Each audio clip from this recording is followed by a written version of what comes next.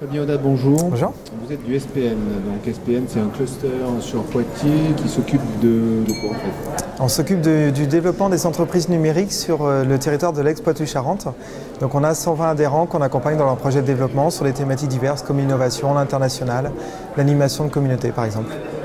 Alors aujourd'hui, vous avez candidaté pour faire partie du grand réseau French Tech, c'est ça? Exactement. Avec un projet qui s'appelle?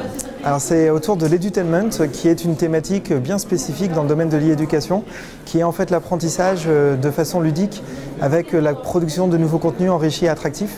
Et effectivement, on a soumissionné un appel à projet en tout début d'année décerné par le ministère de l'économie et on a obtenu cette labellisation le 25 juillet à Laval, ce qui permet d'avoir une reconnaissance très forte pour notre territoire et puis de pouvoir aussi mettre en place désormais un plan d'action pour développer l'écosystème en local. Au-delà de cet aspect qui va nous permettre derrière d'attirer des startups, de développer les entreprises qui sont déjà dans l'edutainment sur le territoire et d'accompagner des entreprises numériques qui n'y sont pas encore en leur présentant les technos et les marchés que cela comporte.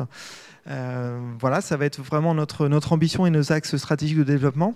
Et on a aussi une problématique qui nous tient à cœur, c'est la formation dans le domaine de l'espace francophone. Aujourd'hui, il y a 274 millions de locuteurs français, 125 millions d'apprenants en français dans 80 pays différents.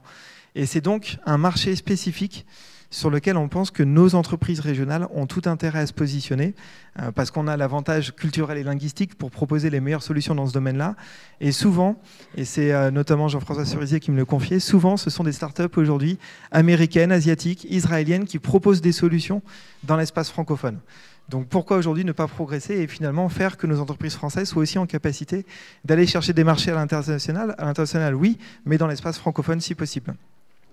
Alors, SPN Cluster donc, est membre du GIS INEFA, oui, tout à fait. INEFA. Donc concrètement, quel est le travail que vous avez avec les autres partenaires du GIS dans ce contexte-là? C'est vrai qu'on a la chance d'avoir un territoire extrêmement dynamique sur la thématique du numérique éducatif. Et l'idée du GIS INEFA, qui a été un peu un pilier de notre dossier candidature, c'est de dire on est plus fort à plusieurs. Et on mène désormais des projets, notamment de recherche et de développement en collaboratif. Et le fait de pouvoir associer le CNED, Canopé, l'Université de Poitiers ou des entrepreneurs du SPN permet d'avoir des contenus finalement beaucoup plus riches et attractifs. Donc ce soir, qu'est-ce qui va se passer sur la soirée dédiée à la French Tech? Alors ce soir, déjà, on va profiter de cette bonne nouvelle qui est tombée au beau milieu de l'été pour le fêter dignement. Donc il va y avoir un cocktail, des animations, une ambiance assez sympa pour fêter cette belle reconnaissance pour notre territoire.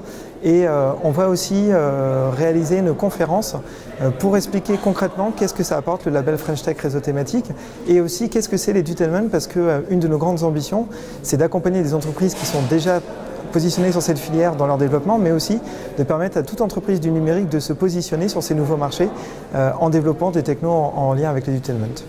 Alors donc ce label, vous l'avez eu, bravo. Donc qu'est-ce que ça vous a apporté concrètement? Alors déjà, il est décerné pour une durée de 2 ans et on fait partie d'un réseau avec 14 autres écosystèmes français. Ce qui veut dire qu'on va pouvoir établir des collaborations à l'échelle nationale et construire de nouveaux plans d'action qui seront favorables au territoire. Ensuite, ce que ça va nous apporter, c'est bien sûr, en termes de marketing territorial, un élément d'attractivité très fort. Et puis le ministère de l'économie va nous donner des outils en termes de communication, d'internationalisation des entreprises. Et ils vont émettre régulièrement des appels à projets qui vont permettre de positionner nos entreprises et d'en attirer des nouvelles pour développer la thématique sur le territoire. Donc c'est un cluster, c'est ça? Oui. Donc est-ce que vous êtes le seul cluster qui travaille sur le sujet de l'éducation en France? Alors non, il y en a plusieurs. Je pense à Educasure en région PACA, Cap Digital en région parisienne et plein d'autres. Mais par contre, sur l'edutainment, qui est vraiment encore une fois une spécificité avec l'alliance finalement entre les acteurs de l'image, du jeu vidéo et des grands donneurs d'ordre de l'éducation comme le CNED, le Canopé, les Zen ou les universités de Poitiers et de La Rochelle, c'est une thématique vraiment spécifique sur laquelle on a clairement un leadership national. C'est vrai qu'il est clair que la région, enfin l'ex-région de Poitou-Charentes accueille quand même pas mal d'institutions liées à l'éducation en ligne notamment, qui est une force certainement pour votre projet. Oui, bien sûr. Ce sont des donneurs d'ordre qui sont en capacité d'accompagner les entreprises dans leur développement, de leur acheter des prestations, d'être aussi des éléments moteurs qui vont tirer vers le haut des structures plus petites. On a, c'est vrai, cette chance d'avoir ces donneurs d'ordre-là et je pense qu'on a la chance aussi d'avoir des événements qui permettent de se retrouver, de faire du business ou, comme dans le cadre du C2E, d'échanger autour de technologies innovantes, de faire de la veille, de la prospective sur l'évolution du secteur.